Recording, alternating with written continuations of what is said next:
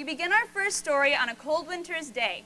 Open your imaginations as our kindergartners present the Mitten. Once there was a boy named Will who wanted some new snow mittens. At first, his grandmother Baba did not want to make snow mittens, but Will wanted snow mittens, so finally Baba made them. So off Will went, and it wasn't long until one of his new mittens dropped in the snow and was left behind. Some moles, tired from tunneling along, discovered the mitten and burrowed inside. It was cozy and warm and just the right size, so they decided to stay. Some snowshoe rabbits came hopping by. They stopped for a moment to admire their winter coats.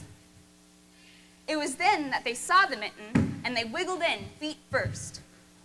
The moles didn't think there was enough room for all of them, but when they saw the rabbits' big kickers, they moved over.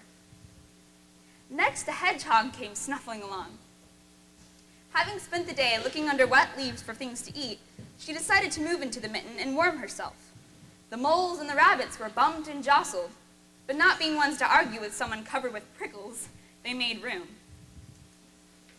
As soon as the hedgehog disappeared into the mitten, two big owls, attracted by the commotion, swooped down. When they decided to move in also, the moles, the rabbits, and the hedgehog grumbled. But when they saw the owls' flinty talons, they quickly let them in. Up through the snow appeared some badgers. They eyed the mitten and began to climb in.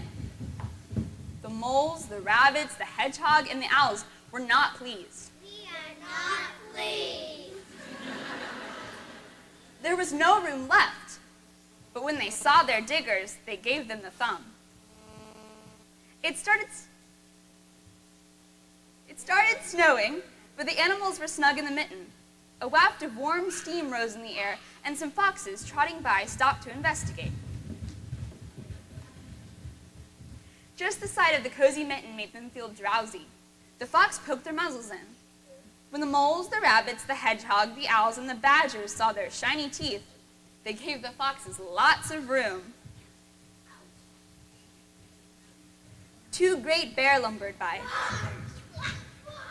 They spied the mitten all plumped up. Not being ones to be left out in the cold, they began to nose their way in. The animals were packed in as tightly as could be, but what animal would argue with a bear? The mitten swelled and stretched. It was pulled and bulged to many times its size, but Baba's good knitting held fast. Along came some meadow mice, no bigger than acorns. They wriggled in to the one space left and made themselves comfortable on top of the great bear noses. The bears, tickled by the mouse whiskers, gave an enormous sneeze.